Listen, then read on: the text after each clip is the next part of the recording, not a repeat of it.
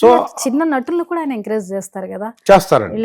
వీళ్ళ నటన బాగుంది అనుకుంటే తన సినిమాల్లో కూడా అవకాశాలు ఇచ్చేంత పెద్ద మనసు ఆయన. అవును, అవకాశాలు ఇవ్వటం అనేది ఆయన చేసే సినిమాలు ఇస్తే ఇవ్వచ్చు, లేకపోతే కానీ అప్రిషియేషన్ అనేది చాలా ఇంపార్టెంట్ అమ్మ ఇక్కడ.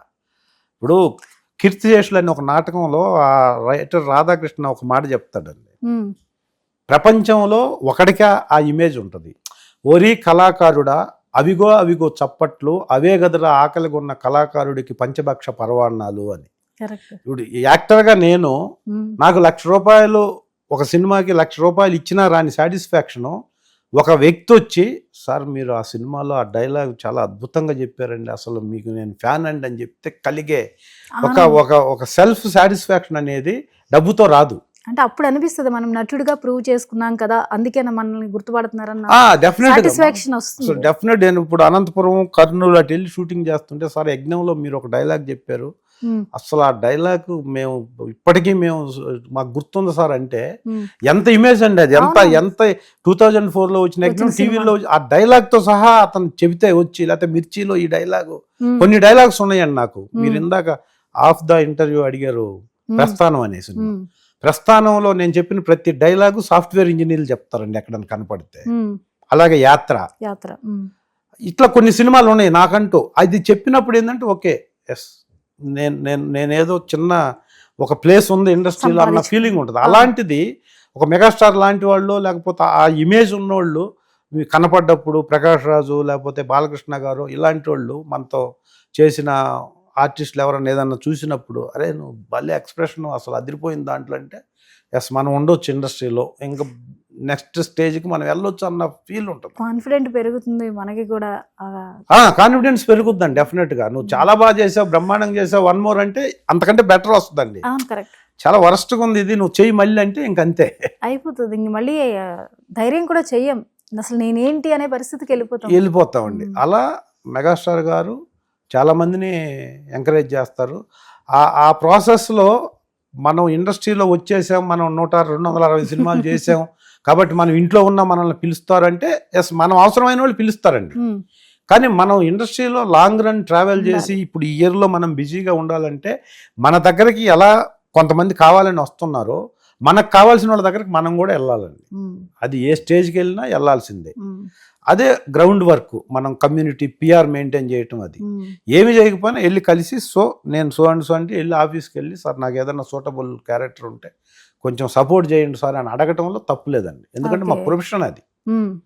మా ప్రొఫెషన్లో ఒక డైరెక్టర్ ఉంటే ఆఫీస్కి వెళ్ళి, లేకపోతే హీరో గారిని వెళ్ళి ఇన్సిస్ట్ చేసి, సార్ నేను మీతో చేశాను కదా ఈ సినిమాలో యాక్ట్ కొంచెం సపోర్ట్ చేయండి సార్ అని చెప్పటం తప్పు నా దృష్టిలో.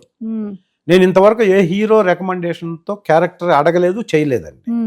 ఎందుకంటే అది హీరో గారి ప్రొఫెషన్ కాదు. అది అంటే అది తప్పని కాదు, పరిధిలో ఉండదు కదా సెలక్షన్ అనేది. ఉండదు, ఉంటుంది. ఒక్కొక్కసారి మన కోసం పని కట్టుకొని చెప్పాలి, ఆయన ప్రొఫెషన్ కాదు కదా అది. తర్వాత మనకున్న ఇమేజ్ ఒకటి తగ్గిపోద్దని భయం. హీరో గారి దగ్గర మనకు ఒక మంచి ఆర్టిస్ట్ అన్నది కాస్త తగ్గుద్దేమోనని భయం చేత నేను వెళ్ళలేదు కూడా. నేను డైరెక్టర్ని కానీ, కో డైరెక్టర్ని కానీ, అసిస్టెంట్ని కానీ 100 సార్లు కలుస్తానండి కలవమంటే.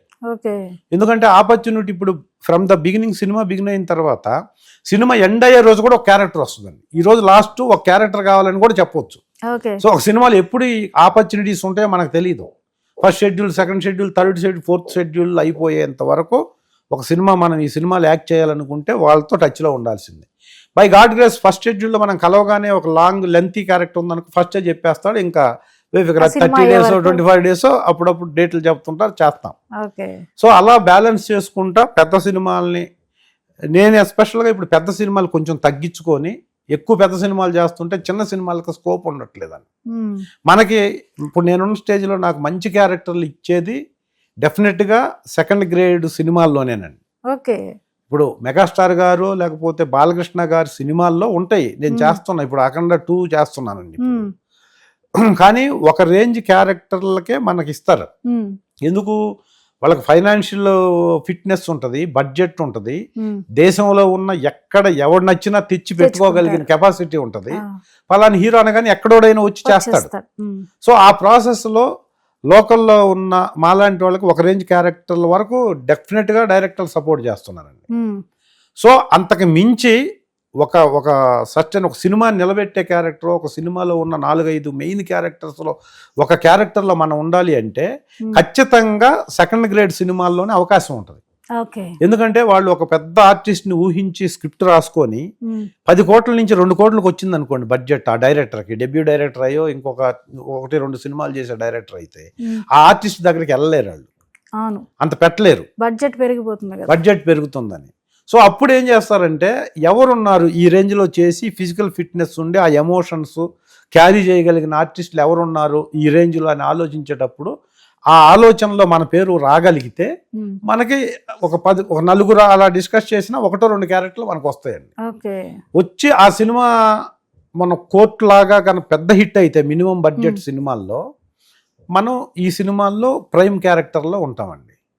దానికి సంవత్సరాలు పట్టవచ్చు, లైఫ్ టైం రాకను పోవచ్చు, నెక్స్ట్ ఇయర్ రావచ్చు, లేకపోతే నెక్స్ట్ మంత్లో రావచ్చు. సో కానీ ఆ డెసిషన్ మాత్రం మనం తీసుకోవాలి ఎక్కడో ఒక చోట ఆగి. ఎందుకంటే నేను చేయగలిగి ఉన్నా, నేను చేస్తానని డైరెక్టర్కి తెలిసినా ఇక్కడ సో మెనీ థింగ్స్ అండి, సో మెనీ కాజెస్ మనకి ఫర్ అవ్వాలి మనం ఒక పెద్ద సినిమాలో మంచి క్యారెక్టర్ చేయాలంటే. ఎందుకంటే డైరెక్టర్ డిపార్ట్మెంట్లో కొంతమంది, కెమెరా డిపార్ట్మెంట్లో కొంతమంది, హీరో గారి దీంట్లో సో మెనీ ప్రెజర్స్ ఉంటాయి డైరెక్టర్కి. ఒక క్యారెక్టర్ మంచి క్యారెక్టర్ ఉందంటే. సో ఇక్కడ నేనేంటి నా కెరీర్ 250తో స్టార్ట్ అయింది. ఇప్పుడున్న పెద్ద డైరెక్టర్లు, ఇప్పుడు వస్తున్న డైరెక్టర్లు అందరికీ నా కెరీర్ బిల్డప్ తెలుసు అందరికీ, నేను ఎలా బిల్డ్ చేసుకున్నాను అనేది. ఒక్కసారి అందరూ నాకు ఫ్రెండ్స్ ఉన్న ఈ ఫీల్డ్లో యూజువల్గా మనం ఒక క్యారెక్టర్లో ఒక సినిమాలో కనపడి ఆ సినిమా హిట్ అవ్వాలి, అప్పుడే మనల్ని ఆ రేంజ్లో ట్రీట్ చేస్తారు, ఆ రేంజ్లో మనల్ని ఇమాజినేషన్ చేసుకుంటారు. ఎక్కడో ఎవరో ఉంటారండి ఇదే ఈ సెకండ్ గ్రేడ్లో బడ్జెట్ లేకో ఎక్కడో ఎవరో ఒక డైరెక్టర్ ఇతను కొత్తగా చూపిద్దాము అని అనుకునే డైరెక్టర్ దృష్టిలో మనం పడి మనకు ఆ క్యారెక్టర్ వచ్చి ఆ సినిమా హిట్ అయితే అక్కడి నుంచి మన లెవెల్ వేరే లెవెల్ మారుతుంది. సో మారిన తర్వాత నా రేంజ్ అంతా మారిపోద్దండి. దానికి ఇంకా ఈ 10 years కెరీర్ మొత్తం 1 yearలో మనం గెయిన్ అవుతాం. సో ఇలాంటి ప్రాసెస్ ఉంది కాబట్టి మనకు అర్జెంటుగా వచ్చేయాలి, సంవత్సరానికి వచ్చేయాలి, 2 ఏళ్ళకే వచ్చేయాలంటే అవ్వదు. వచ్చిన దాకా వెయిట్ చేయాల్సిందే, అప్పటి వరకు ప్రయత్నం చేస్తూ ఉండాల్సిందే. ఆ ప్రయత్నంలో హెల్దీగా ఇప్పుడు 65-70s వచ్చిన తర్వాత కూడా ఈ జనరేషన్ హీరోలు ఇంత అగ్రెసివ్గా సంవత్సరానికి 2 సినిమాలు మళ్ళీ ఫైట్లు, పాటలు ఇవన్నీ చేస్తున్నారంటే ఇక మాలాంటి వాళ్ళు ఎంత నేర్చుకోవాలండి వాళ్ళని చూసి, వాళ్ళ హ్యాబిట్స్ కానీ వాళ్ళ ఫిజికల్ ఫిట్నెస్ కానీ. అసలు 70 years అంటే బయట జనరల్ పబ్లిక్లో ఇప్పుడున్న మన హెల్త్ కండిషన్లో ఇప్పుడున్న ఫుడ్లో నడవటమే కష్టంగా ఉంది. మనిషి నిలబడి చాలా చేంజెస్ వచ్చేస్తున్నాయి, ఫుడ్ ఫ్యాక్టర్ చాలా ఎక్కువ ఉంటుంది. ఇలాంటి ప్రాసెస్ లో మహానుభావులు ఇప్పటికీ హీరోలుగా కంటిన్యూ అవుతున్నారంటే అది గ్రేట్. అసలు ఎంత చెప్పినా ఎంత మాట్లాడుకున్నా తక్కువేనండి.